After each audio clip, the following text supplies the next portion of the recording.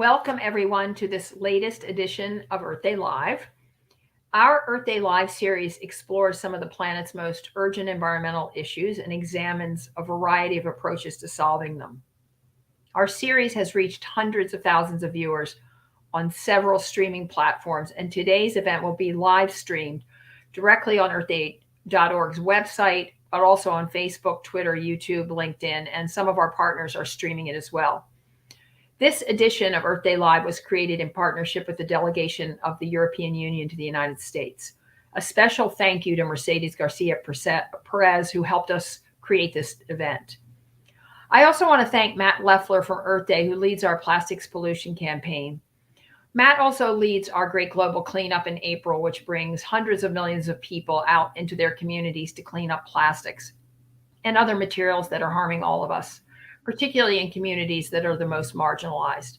Interestingly, these cleanups finally, after decades and decades of doing them, have finally pushed many people to support an end to plastics. By now, most of us clearly understand that plastics, that incredibly useful product that we use every day, is fast becoming public enemy number one or two, depending on your perspective. Plastic is everywhere, in the most remote places on Earth and the closest places to us, in our bodies. It's in our food and our drinking water, and it's destroying our oceans. And despite years of warnings, plastic use is on the rise everywhere. All the while, scientists have been warning us about its dangers, many of which, cancer, birth defects, impaired immunity, endocrine disruption, developmental and reproductive effects, have been well known for many, many years. Despite the growing global consensus that we need a comprehensive solution, no truly global effort has existed to combat the issue until now. And I mean right now. Leaders from Rwanda and Peru who are here with us today, and thank you so much for being here, have taken a bold new step to establish an intergovernmental negotiating committee to begin the process of creating a framework, and at least 160 countries have shown some level of support. And of course, the EU has led the way, has been instrumental in creating all of the actions that have helped us arrive today. We're excited to talk about the efforts of the countries represented here who are leading and supporting the effort. We're happy to have someone from industry who's become a great inventor and solution-driven person. It's an exciting time, and we're very honored to have such an illustrious group of leaders all in one place, all of whom will be instrumental in the effort to combat and clean up the contamination from plastics. So I'd like first to welcome Hugo Moriashali. He's head of unit for multilateral environmental cooperation from the EU. He's coordinating and developing the EC's work in collaboration with international environmental organizations and multilateral agreements. He was responsible for the development and implementation of the EU Circular Economy Action Plan, which is the backbone of the proposed treaty. Julia Kabera is Director General of Rwanda's Environmental Management Authority. She's also been Director General of Environment and Climate Change at the Ministry of the Environment. She began her career in the Environment Management Office, when Rwanda was just in the process of developing its very forward-looking environmental institutions and policies, and in 2008, a law banning plastic bags in Rwanda, and the 2019 banning of single-use plastics. Dr. Ana Teresa Lacaros is Director of Environment, Ministry of Foreign Affairs in Peru, who has extensive experience as a diplomat working around the world. She has the very skills we will certainly need to reach an agreement on plastics. Monica Medina is Assistant Secretary of the U.S. Department of State's Bureau of Oceans and International Environmental and Scientific Affairs. She's been Deputy Principal, Deputy Under Secretary of Commerce for Oceans and Atmosphere, and she served as General Counsel of NOAA and Special Assistant to the Secretary of Defense. If I can get all those titles right, Monica, thank you. And Mr. Gavin McIntyre, Chief Commercialization Officer and co-founder of EcoVato. As a co-founder, he works to bring biomaterials revolution to diverse markets at a global scale. In other words, Mr. McIntyre knows a lot about what it will take to find a suitable and safe substitute for plastics. He's won numerous awards for advancing mycelium technology to the point of transforming a wide range of products and industries. Each of our speakers will start by providing 5 minutes of opening remarks. Then we'll ask one or two general questions of all five of our panelists, and then questions from the audience if we have time. So I'd love to start with Mr. Shawley from the EU. Thank you so much for being here. Thank you, Kathleen, and good afternoon from Brussels. Good morning to Washington. It's a pleasure to be here. It's I think, very timely that we have this conversation today. And I would like to offer a few thoughts to look at it from an EU perspective. I think already the title of my small presentation is program. It's like addressing plastic pollution through a life cycle approach at the global level. And I think that it became very clear to us after the adoption of the circular economy package in 2015, the work on the EU plastic strategy and the work on the EU single-use plastics directive, that this was an issue that cannot be solved by action in one jurisdiction alone. And I think that clearly, from our perspective, we move on to the next slide, please. We thought that it was time for action. And time for action in the sense that we clearly saw, after many years of discussion at the international level under the auspices of the United Nations Environment Assembly, that we currently have huge gaps at the international governance level, because there was no dedicated international agreement that specifically addresses the problem.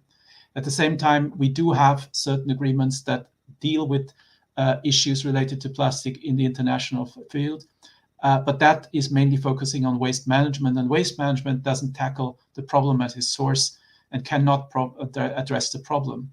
And therefore, we need international global action to address the problem at the entire life cycle. Moving on to the next slide, please.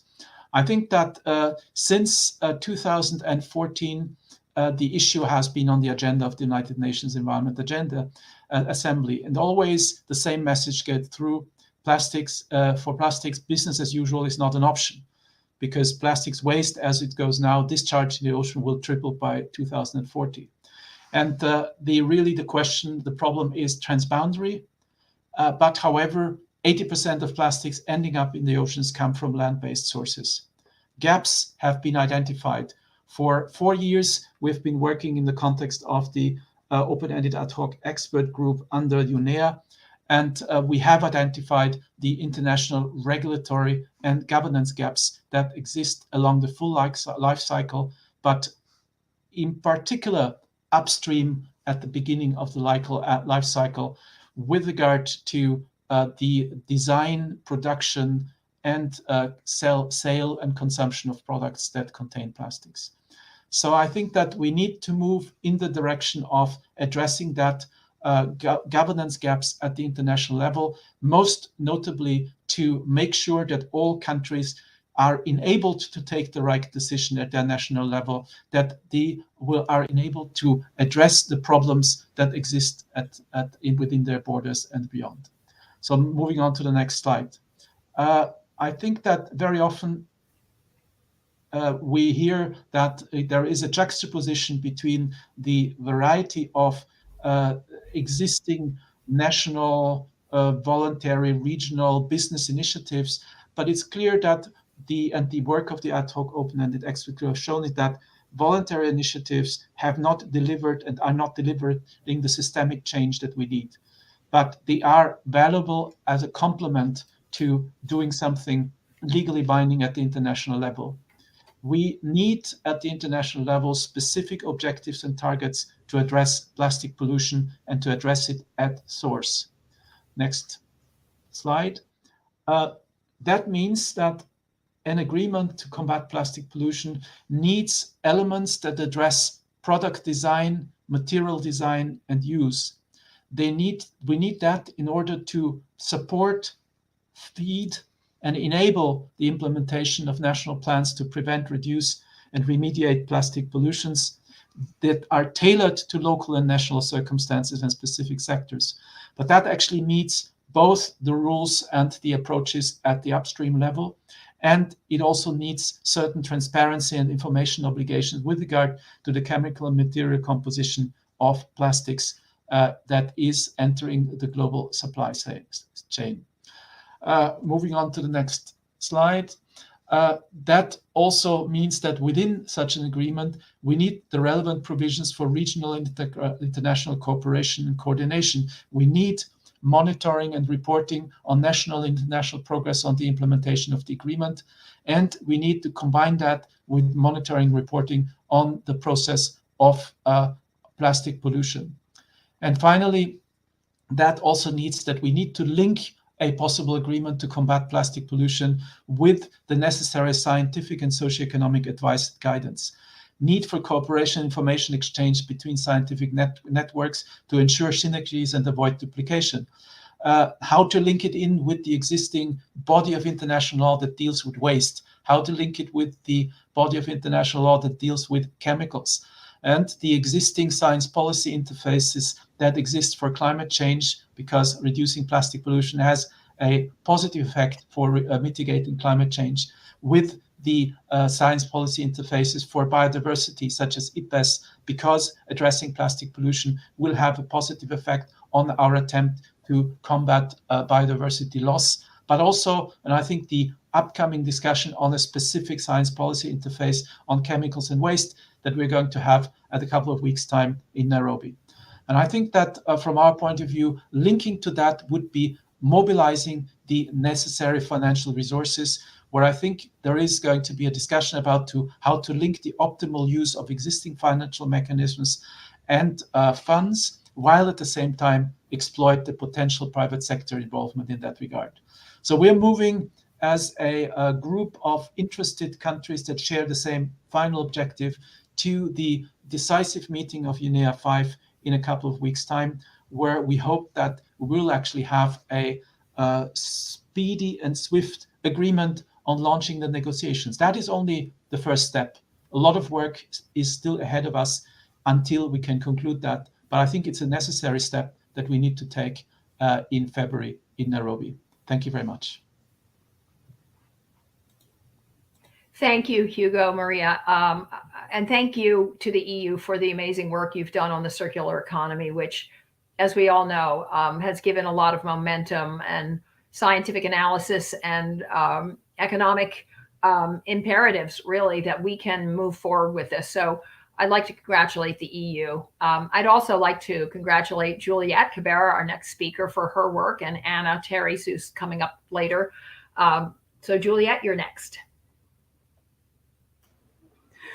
Yeah, it's a good evening from Kigali, Rwanda. Let me first and foremost appreciate the organizers of this virtual event for giving us the opportunity to share, to give our insights around the need for a global plastic treaty. I think my colleague Hugo has really done justice to these subjects.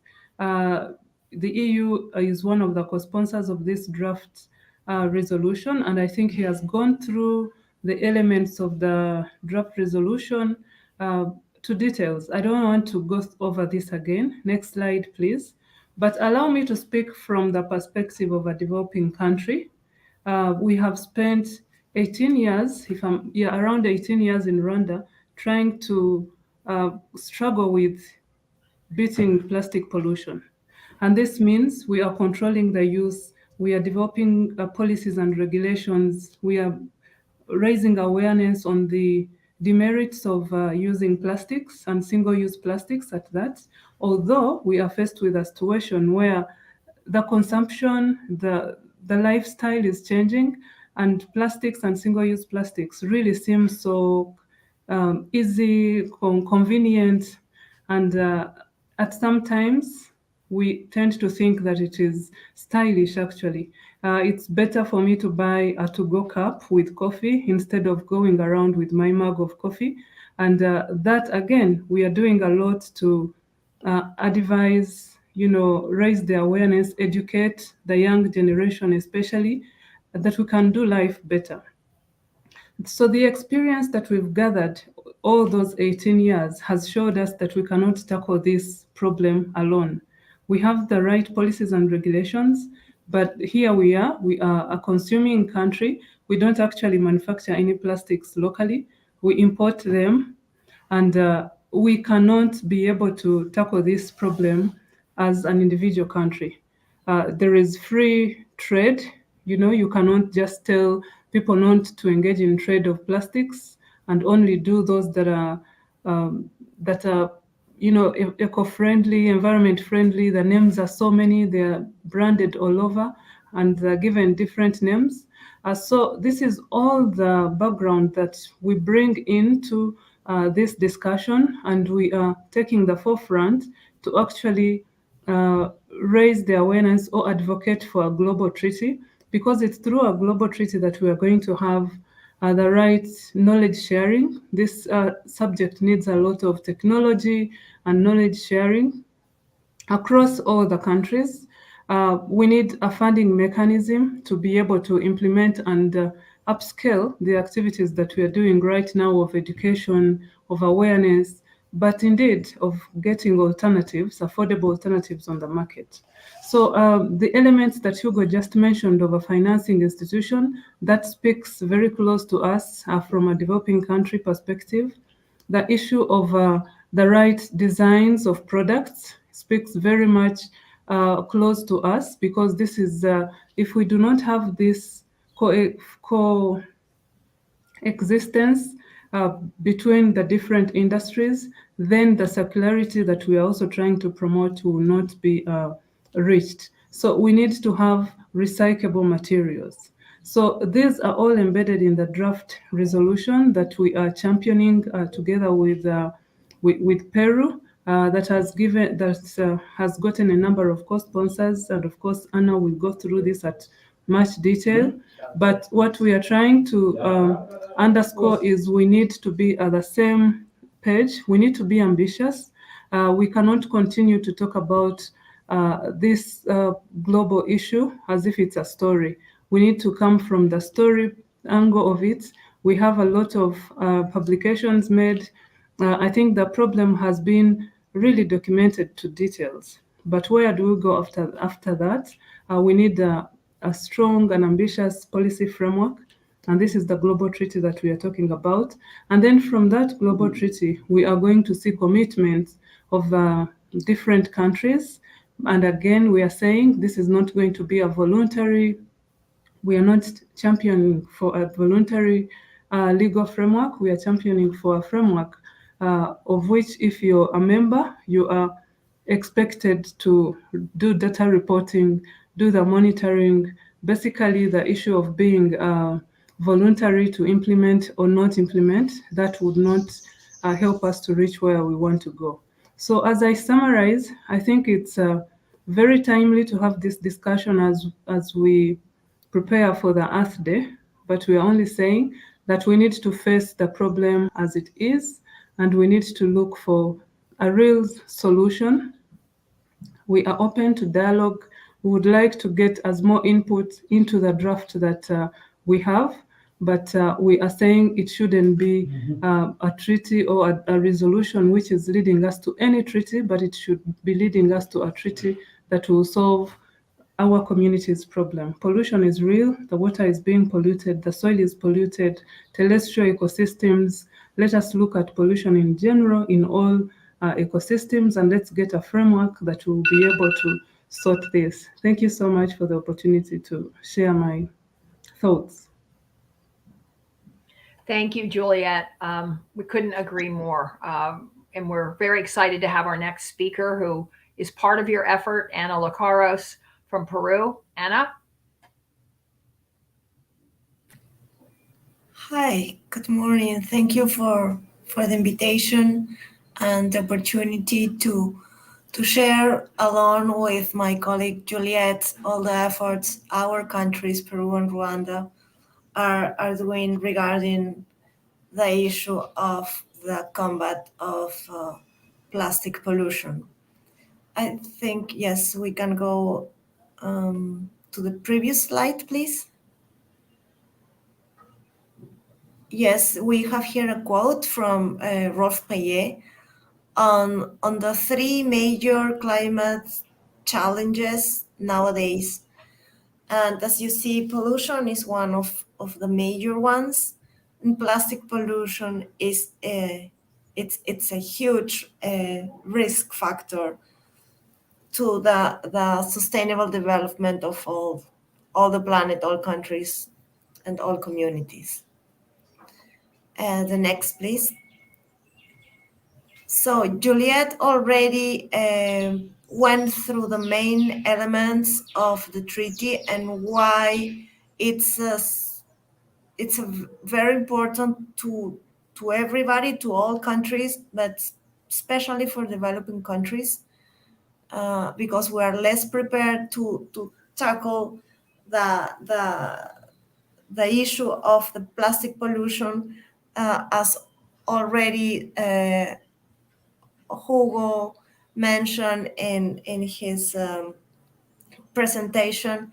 It's scientifically proved that plastic contamination, it's coming mainly from sea-based from land-based sources and polluting the oceans. But we do also have evidences on presence of microplastics in the soil, in the air, and of course in the rivers. So we, as Juliet mentioned, we are in this initiative on this draft resolution we submitted already to the process of UNEA 5.2. Some key elements important to achieve this robust and ambitious resolution, leading to a healthy and a sound and realistic solution to the problem, with convening first of a committee, intergovernmental negotiating committee, to draft this treaty.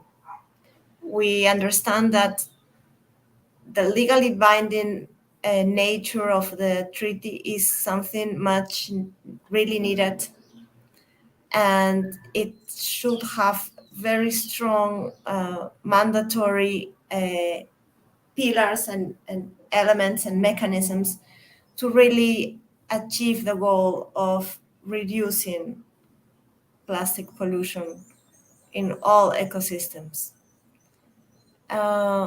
So I'm here to show you how is the process of this initiative. It was mentioned already, we have so far 53 co-sponsors and growing. We are soon going to have more countries from the Latin American region and also from the African region coming now in these days. As you can see, we have supporting countries from all the regions in the world, and especially we would like to thank the engagement of all the members of the European Union. As you can see, it's a massive support of the initiative. Next slide, please. We have conducting an outreach process,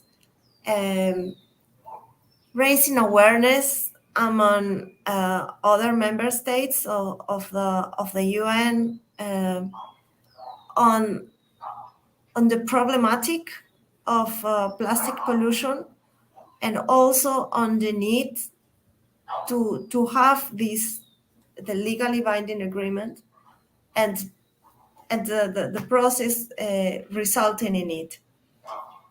So we have had a strong participation in the ministerial conference, which took place last year in September in Geneva. It was led by several countries from Latin America. It was Ecuador, from Europe, Germany, from Africa was Ghana. We have several stakeholders interested in the issue, and we have seen, as today we're meeting, we have the ministerial conference, we have several webinars and publications by other governments and also civil society I can also mention here, for example, the work of WWF on this issue and on supporting this process at UNEP and at UNIA. And as Peru, I can mention, we organized a regional meeting last year as well to try to bring more states on board, and we can say that there is no discussion in our region on the need to have this global agreement, as it is actually in the rest of member states. It's common sense now. We have just differences on the approach, on how should we conduct the process, how should the treaty looks like. Next slide, please. And to come up to the draft resolution we have now, we have had an open consultation process. As you see, it was open, transparent, and participatory. It was a group of countries being in charge of drafting and helping on the draft on the project we have.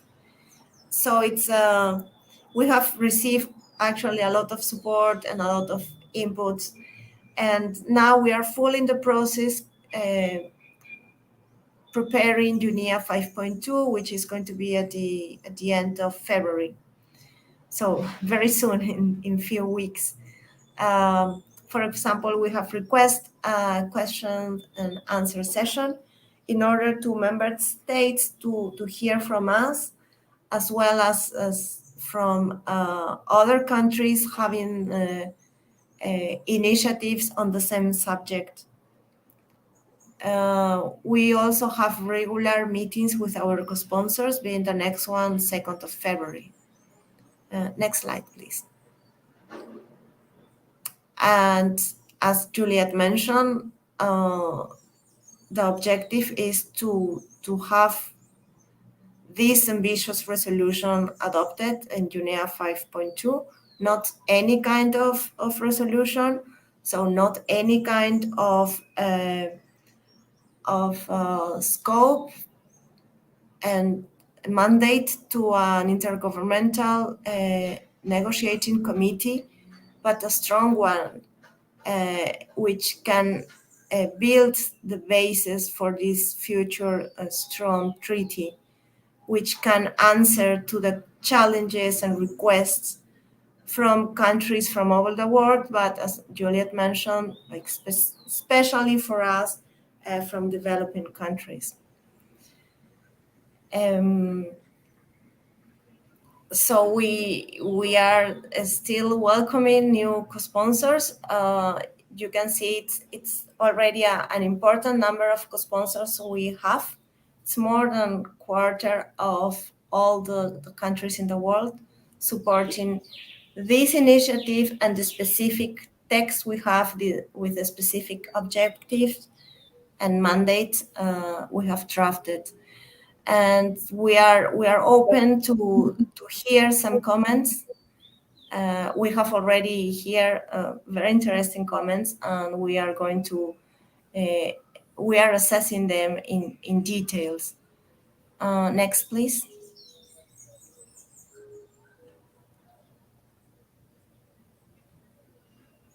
Next slide, please. Yeah, I think it looks like that's the last one. It's well, it was a very last one saying thank you and gracias and thank you Thank you, Anna. That was amazing. Thank you so much. Yeah, looking at the path that countries have to take to start this process. It's a whole separate discussion I'd love to have with you, how Peru and Rwanda got together, but we'll save it for another time. But I do think we'll look back a year, maybe 2 years from now, and think, see this event and see what's happening at UNEA as a really important moment in time. I mean, none of us would ever underestimate the impacts that plastics has had on our environment. So congratulations to both of you. Monica, we're really looking forward to your comments, and you are up. Thank you so much. Thanks, Kathleen. Can you all hear me? Am I good? Yes, very Great. well. Wonderful. Thanks so much for that kind introduction, and greetings to my fellow panelists and participants in today's events and everyone joining us online. And a special thanks to Anna Teresa and Juliet for their leadership in getting the process to where it is so far.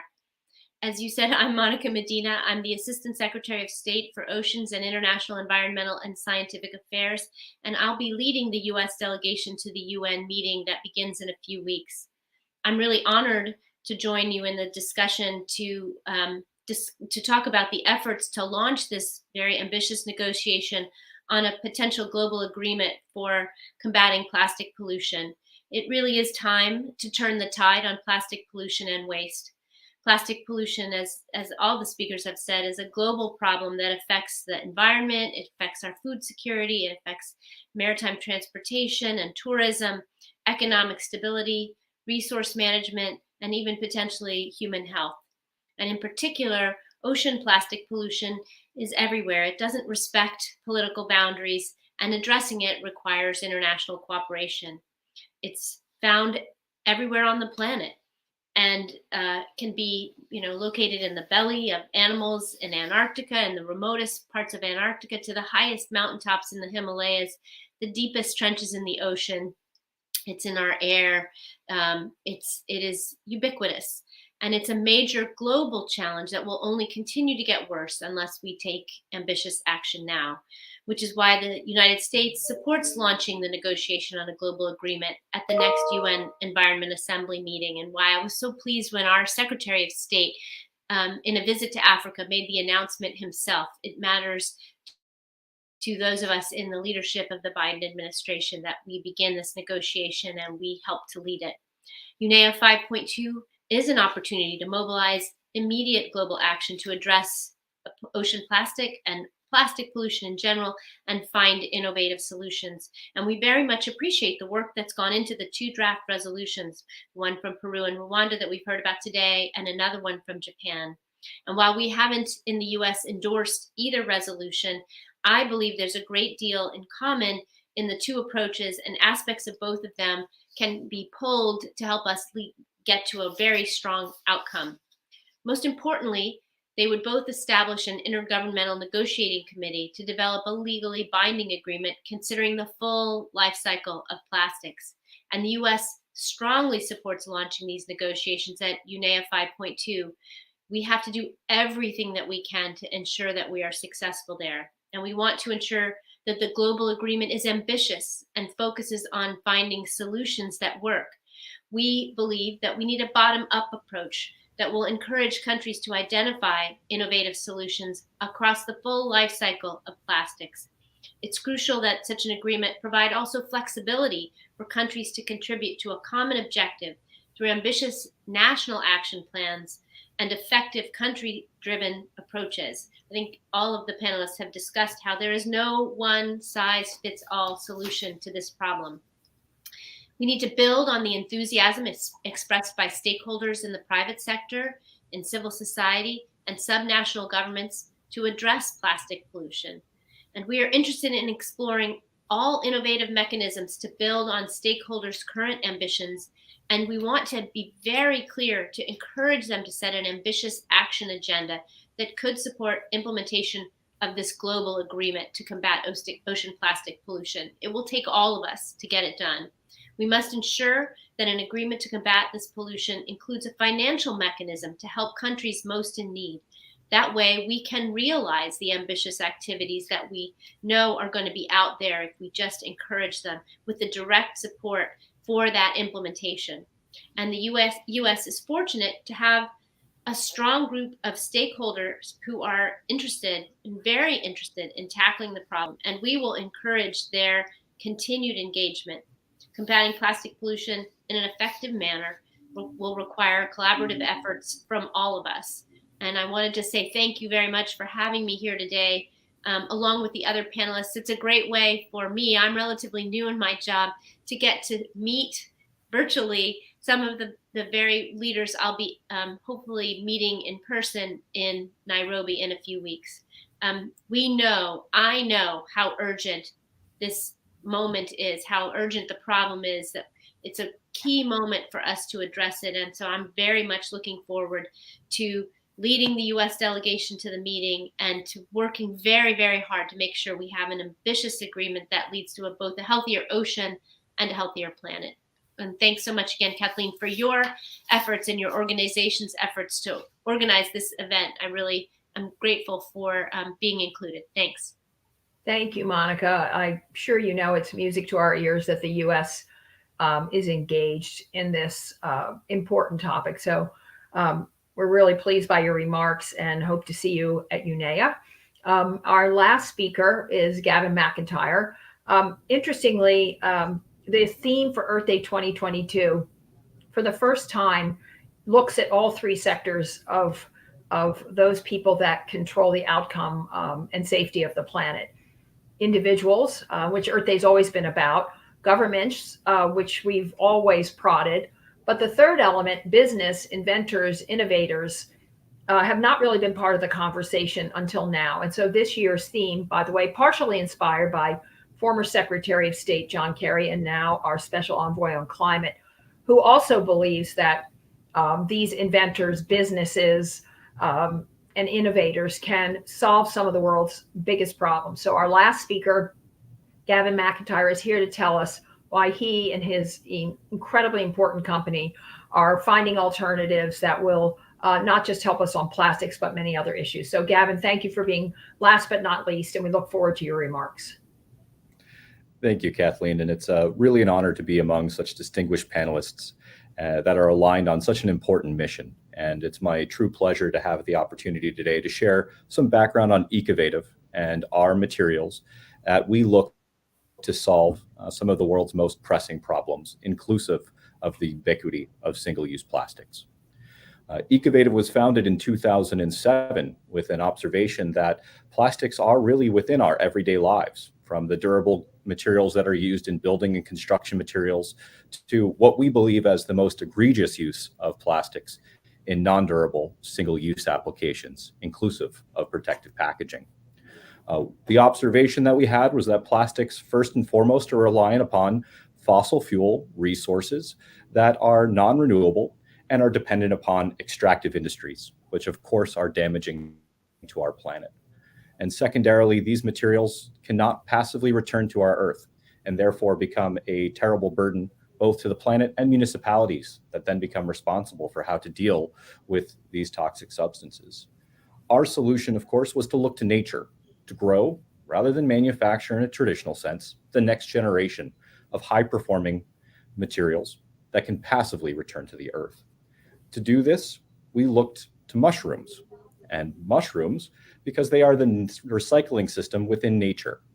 Mushrooms are very adept at taking the leaf litter and coarse woody debris and transforming those materials into the mushrooms you may find along the forest floor or growing out of the side of a tree. At Ecovative, we focus on what's known as mycelium, the vegetative or root-like structure of mushrooms that rapidly grow and lend themselves quite nicely to industrial settings. Our process begins by collaborating with local farmers, because our raw material resources are all agricultural residue and forestry debris that are byproducts of the industries that we use to create food, though we do not use any food-grade resources in our products. These materials tend to be sourced from within 800 kilometers of the manufacturing facilities that we either set up ourselves or partner with local organizations in order to bring these technologies to market. We then introduce a trace amount of mycelium, which over the course of just 4 days can self-assemble without any human inputs, a drop-in replacement for conventional plastic foams, that are used for blocking and bracing or insulation for common household goods or for transporting things that need protection. At the end of the useful life cycle, these materials can passively return to the Earth, and it's not sufficient for us to focus on biodegradability alone. because biodegradability in many senses would have led to microplastics. We focus on home compostability. And what that means to us is that these materials can be broken up, not through a distributed channel, but through a decentralized location, put into a backyard or home compost pile, and passively returned to the earth in just 45 days. And we've gone as far as taking that same compost that's derived from our products and demonstrated its ability to support plant growth to ensure that these materials are truly circular in nature and not causing any type of environmental degradation to everything from European, Japanese, American, and Canadian standards. And from our focal point, we look to partner with organizations internationally on a decentralized approach to reduce the embodied energy, working with local communities to source regional and available agricultural residue, which becomes the foundation for growing our next generation materials and products.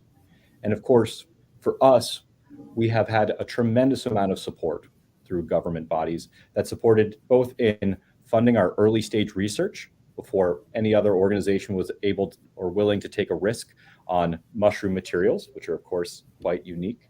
And of course, we're seeing growing adoption of our technologies throughout Europe as it relates to producer responsibility requirements, which are then putting back the fiscal burden on the producer opposed to the municipality, which is incredibly important. So once again, thank you for this opportunity today, and it's my true pleasure to be here. Thank you so much. Who knew? Although increasingly I'm hearing nothing but the incredible value of mushrooms, and they were right under our feet the whole time.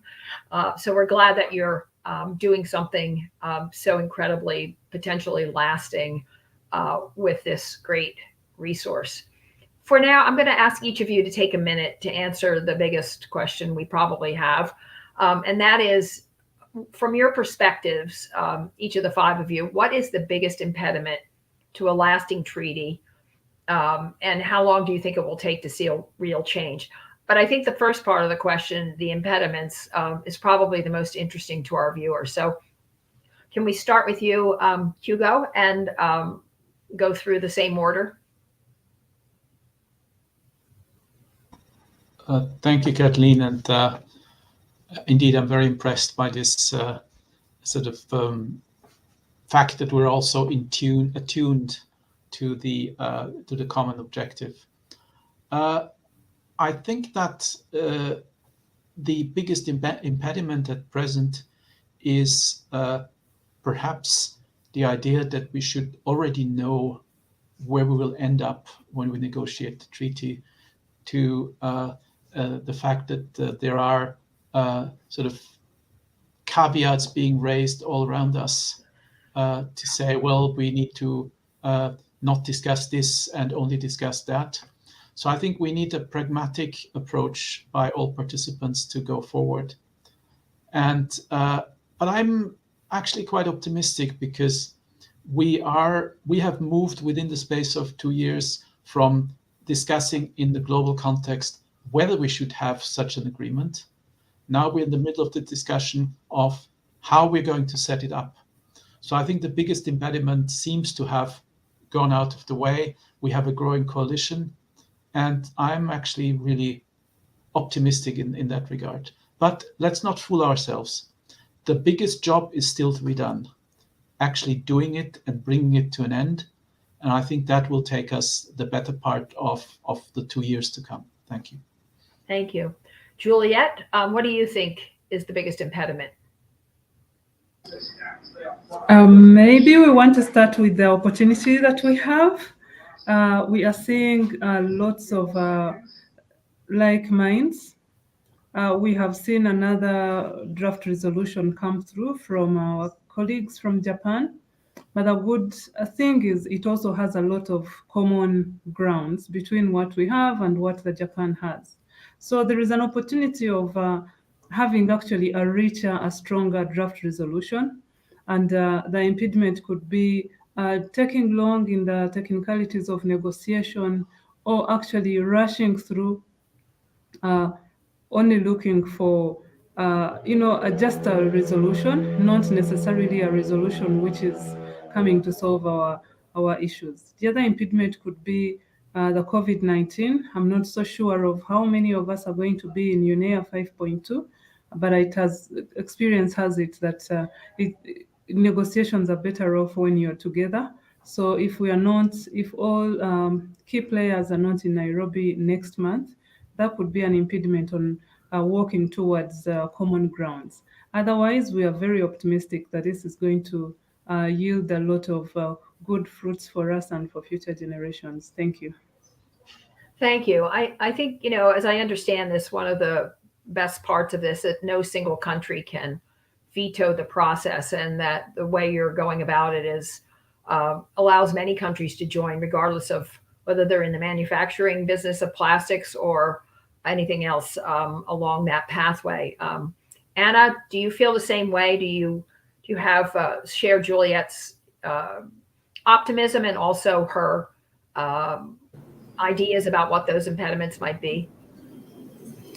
I do fully agree with Juliet and actually with Hugo, what they were saying on being optimistic about the process, because we have already so many co-sponsors saying that 53 countries are agreeing on word by word on the resolution, but also another group of countries being fully engaged and convinced on the need to have launch the negotiations and to have at the end a treaty. So the impediment, I think it's not now in the process. I mean, not a major impediment, as Juliet was saying. COVID, it can make us, it's making the life harder to get the in-person negotiations. But these are, as she said, technicalities. So I don't see any impediment or obstacles. But of course, we need to overcome some approaches which have proved not to be very helpful on having actual outcomes and results. But I think I firmly believe that the need of having this legally binding instrument, stressing mandatory mechanisms of compliance, of monitoring, of reporting, we are going to achieve it. Thank you. Thank you. Monica, you've had such an incredible experience in your life, so many important jobs. What, from all of your experience, do you think might be the biggest impediment now, or pathways that you think need to be introduced to move this process along as quickly as possible? Well, let me step back and say, I agree completely with the other panelists that this is an incredible moment. I've never seen anything like this before, where we have industry and businesses and the private sector and individuals, consumers everywhere, all around the world, unified in their support for us taking on this great big challenge. And to me, there isn't really an impediment. The biggest challenge is just how big the problem is, how huge the scale of it is, how many different types of products, how many different uses, and how far and wide it is used around the world. I think that's sort of the most daunting part about what we have ahead of us, is that in order to solve it, we have to try and find a truly global solution, and that's a big thing to do. But I share all the optimism, and I don't see any major obstacles. I think it's just a question of us setting ourselves up for success by creating the opportunity for this agreement to further this technological innovation, the kinds of companies that, like the one that Gavin runs, being able to use their imagination and their creativity and their entrepreneurial spirit to help us find the myriad of solutions we'll need in order to tackle this problem everywhere. Thank you. Gavin, you're in an incredibly interesting position in answering these questions because I'm one of those people who firmly believe that there's so many problems that we can, with government support and consumer support, can invent or innovate our way out of. And you're certainly doing that. From a business perspective, what are the impediments? And your relationship to the treaty might not be as direct, but at the end of the day, we're counting on you and others in companies like yours to find alternatives and to help us clean it up. So from your perspective, what would you like to see the world doing to support your and other efforts? Oh, certainly. Well, to elevate first and foremost that the plastics industry is not an old industry. It's actually less than a century old. And it did build up with a tremendous amount of investment in order to proliferate to all of the different products that currently incorporate these materials. And it wasn't an effort from one individual organization, but it was investments from several organizations that led to this ubiquity. And so in order to introduce materials like ours, and ours is just one among a family of products that can really solve this challenge, first there needs to be investment in scale in order to ensure that there is an economic burden that it then impacts the general consumer.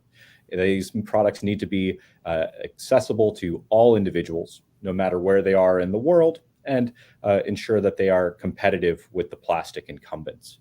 And so from our perspective, opportunities through government, either be it investment in training personnel to adopt new technologies, to investment in infrastructure in order to distribute such technologies, is going to be incredibly important.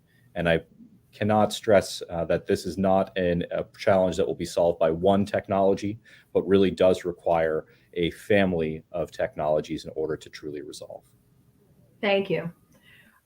We have a few minutes. We're actually allowed to go a little bit over, but all of you may have really other things that you have to do right at 11. But I have quick questions for each of you individually, which I'll ask, and then I hope we don't run out of time. But Hugo, can you explain, since you were at the forefront of this, how the circular economy action plans that you were so instrumental in developing can be integrated into the treaty or into all of these efforts related to plastics?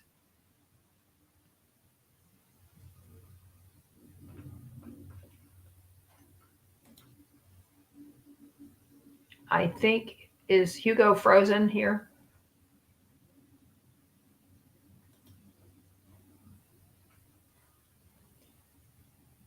Did we lose him? I think we may have.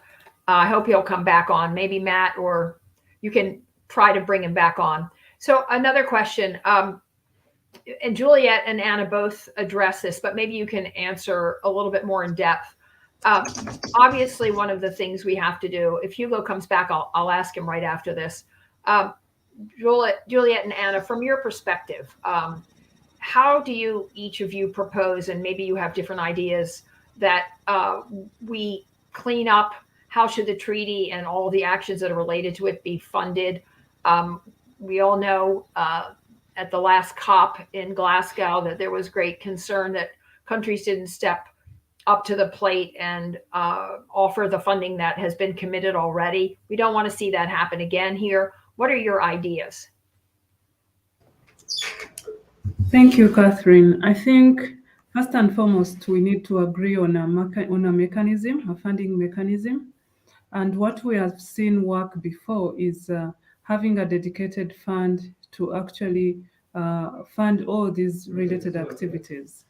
And I think the inspiration here we have is that of the Montreal Protocol. We have a dedicated fund on this. If we can have a multilateral fund of some sort to actually be always available. We have a lot of funding mechanisms. We have the JEF, we have a number of them, but I think we can testify as people who usually go through these protocols, the processes of accessing funding from those funds. Sometimes it's not easy. So countries at times get discouraged to actually go on to pursue those funds. So we need a funding mechanism that will truly support these activities, ranging from awareness raising to incentivizing the shift from the plastics to the alternatives. I think there is a lot of work that is needed around that. We need research, lots of research. I think the previous speaker ably mentioned that there is no one technology that can solve this. So how do we have enough funding to actually fund this technological research and dissemination? So this is what we are thinking, that we need a dedicated fund that will cater ranging from the lowest, which is awareness raising, but also to the research and development is critical. Monitoring and evaluation. If we cannot be able to do the actual monitoring and evaluation to trace the progress that we are making, I think we wouldn't reach the ambition of the treaty, even if it is ever gotten us in the shortest time possible. So this is what we are thinking. We need a fund that will be interested in looking at all those components, which together can work, work well towards progress of reducing plastic pollution. Thank you. Thank you. And I don't know if you have anything else you'd like to add to that. I don't want to put you on the spot because Juliet covered so much, but you might want to add an idea here on funding. Yes, thank you. I think Juliet covers everything. She's a great partner to work with. I just would like to add that the whole means of implementation should be a substantial part of the future treaty, which is financing technical cooperation, transfer of technology. This financing is not alone. Is not only money. Let's say it must come in a whole package. Thank you. Thank you. Hugo is back. I'm not sure if you heard the question, Hugo, if you want me to repeat it, but I was asking about the question of the circular economy action plans, which was a backbone for this, and how you think it can play a role in the treaty. Thank you. Indeed, a broad question, and I don't think you want me to answer that exhaustively because we would be here for quite some time. But we need to look at things from a systemic perspective, and we need to create the enabling framework for countries to make the transition to an economy that is actually allowing the value which is in products and materials to stay longer in the economy and thereby reduce primary resource consumption. And I think that is the approach that we have taken in the EU, and we are currently in the process of implementing the second Circular Economy Action Plan adopted in March 2020. And I think that's why for us, basing the action on looking at the whole life cycle of products is so important, because you need to address it from the very beginning if you want to address it well at the end. So I think that's really what we need to look at. If you allow me, I would just want to reflect on one question that Matt put into the chat from the audience, how to answer consumers who may be concerned with the issue but worried that replacing plastic could be expensive, in some cases almost impossible. I think the philosophy that circular economy embodies and that we have followed in the plastic strategy is that it's not that plastic is bad in itself, it's certain uses, certain design, certain materials are not conducive to the transition to a circular economy. And I think that is a very tailored approach, which I think we also want to see in the Global Plastics Agreement, that we actually contribute to creating a global value chains that are actually based on a life cycle approach, are circular, and allow to make the transition to another way of organizing the value chains, and thereby enable countries to take the right decisions and enable entrepreneurs and economic operators to be a positive part in that, which I think is very important. Thank you. Thank you. Monica, and we have just 2 minutes, but we can go over a couple of, but just maybe you could help us and understand what the U.S. involvement might be in Nairobi, and also if you see this, as you probably do, as both bottom up and top down with strong national plans, but maybe emanating out of this global agreement, how do you see that actually working? And how can the U.S. help with that? Sure.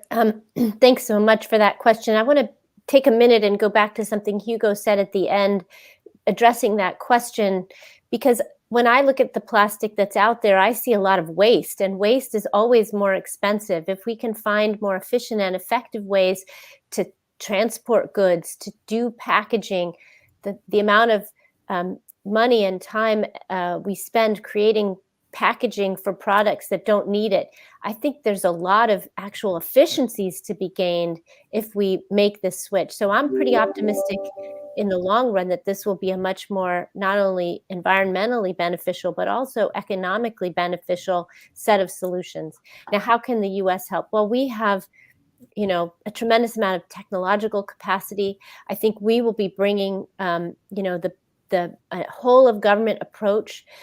We have, although our team of people actually in Nairobi may have to be small because of COVID, and I do take the point from our other panelists that is a little bit of a challenge, but technology like this makes it possible for us to be very well connected to all the people throughout our government who have the expertise we need to draw on. So we're going to bring a whole of government approach, just like we did to Glasgow. We'll be bringing all our best expertise. I think the most important thing we can definitely add is that we also, think of this as an issue that of equitability, and that we do need an approach that that brings all kinds of solutions and communities to the table. We in the Biden administration are very focused on environmental justice. So I think when we approach this problem, we're going to be thinking about it from that frame of how can we harness the technological innovation that we know exists out there, the creativity of our negotiators and their experience. I'm really thrilled to have a fantastic team of very talented negotiators who've worked in lots of different fora working with me on this. And I'm really optimistic about our prospects. I think, we have just a huge amount going for us that I haven't seen in so many other international agreements where we had to work through many, many more disagreements at the outset. Thank you. That was great. And in our last minute, Gavin, I'm asking you this as a business person, as an innovator, and it actually came from the audience, so I'll go ahead and ask it. Where is the plastics industry on this from your perspective? Are they going to move to alternatives along with you? Will they be supportive? I'd say there are certainly certain chemical companies that have taken approaches to starting to integrate more bio-based content. What I'll note is that bio-based content alone in conventional plastics is not a meaningful solution, because we still have the resultant plastic waste that becomes the contaminant within nature itself. And so I do believe that, similar to how municipalities and government will need to see scale, similarly, the large incumbent players within the plastics industry are not going to make the investments themselves unless they see that same vision and visibility to scale as well. And then, of course, it's not within their immediate interest in order to displace their own products. And so they're only taking truly just incremental rather than real monumental steps in making any true effort. And so I do think that legislation and policy is truly important in moving this gargantuan industry. Thank you. And I want to thank all of you for joining this important discussion, and all of our viewers. We often have tens of thousands of people watching this, and we will be putting out giving you the opportunity to watch it again and making that available. And I think it's interesting that we put such an incredible group of people together, because it links so much to our theme with Earth Day in investing in green businesses and including the private sector along with civil society, and all three very important governments, Rwanda, Peru, for the EU, not just one government, and of course the US. So thank you, everyone. I think we will look back on this as a really important moment, as all of you said. Thanks again, and thanks to everybody from Earth Day for helping organize this.